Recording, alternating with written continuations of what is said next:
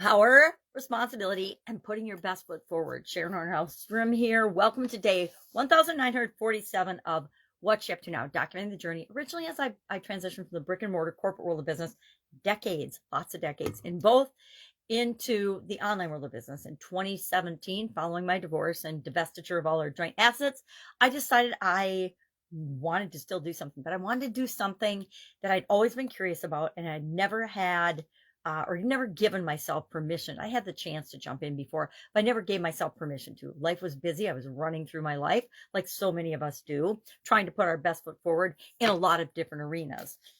And I discovered that, like all humans, I am only capable of so much before I will crumble and fall and break and have to rebuild.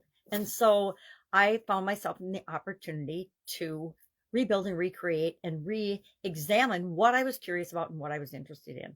It's a really fun place to be in, a position of I'm learning something new and I'm figuring these things out, because there's always a lot of things to figure out, whether you're in the online world or the offline world. Life is a journey. We talked about that, I think maybe even yesterday or a couple of days ago. Life is better with coffee. I'm just going to say that right out. At least my life is better with coffee.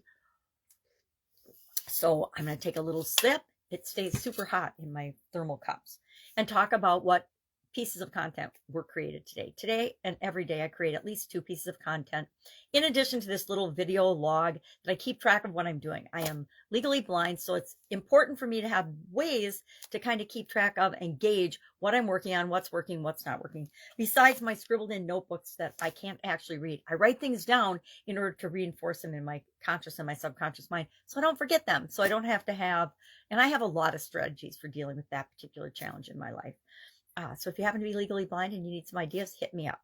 But today we're talking about putting our best foot forward, was the idiom for supersize your business. And how do we go about doing that in our business? I talked a lot about leadership, setting the example, being clear in your communication, painting the vision and the picture of where the organization is going, leading by example, not by do as I say, not as I do, because that doesn't work for kids. It doesn't work for raising a family. It doesn't work for interacting in human beings and relationship. And it definitely doesn't work for building and growing and supersizing our businesses. I've pretty much always been a stick to my commitments, under promise, over deliver, do what I say I'm going to do.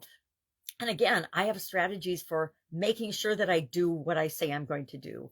I used to walk around in corporate America with a little notebook, a little bit bigger than this one, I guess, but I always carried a notebook around with me and a pen. And whenever I said I was going to do anything or follow up on something, I would write it in the notebook, and then I'd put a little blank checkbox square in front of it. And at the end of each day, I would go through that notebook, and anything I hadn't followed up on yet went into my next day's schedule and plan, so that I always made my commitments. Do you know how unusual and awesome it is when you work with people that actually follow up and do what they say they're going to do? It is amazing. My career actually skyrocketed from that one little tip, my corporate career, and it works for everything, right? It's even more important when we're building and growing our own businesses than it is when we're working for someone else, because you can always say, I'm sorry, I made a mistake, I forgot to do that, and make a bunch of excuses. And people in corporate will usually buy into it once or twice, but if you are consistently not keeping your word and not making your commitments, you're probably not going to be working somewhere very long. Our topic for today and this month in this year's annual challenge, the Get Your Goals annual challenge, we're doing one thing every day to create and get what we want. We're focusing on our physical health, our physical well-being this month, the month of May. This is a life framework. I actually learned this from Tony Robbins and Jim Rohn back in the late 1980s, probably, when I first started and got interested in, I'd always been a little bit interested in it, but I really started to get interested in personal growth, personal development, and the impact it would have on your corporate career and your ability to lead and grow different types of businesses. And so it was a 7-part framework I learned from them: physical, mental, emotional, spiritual, financial, relationships, and contribution.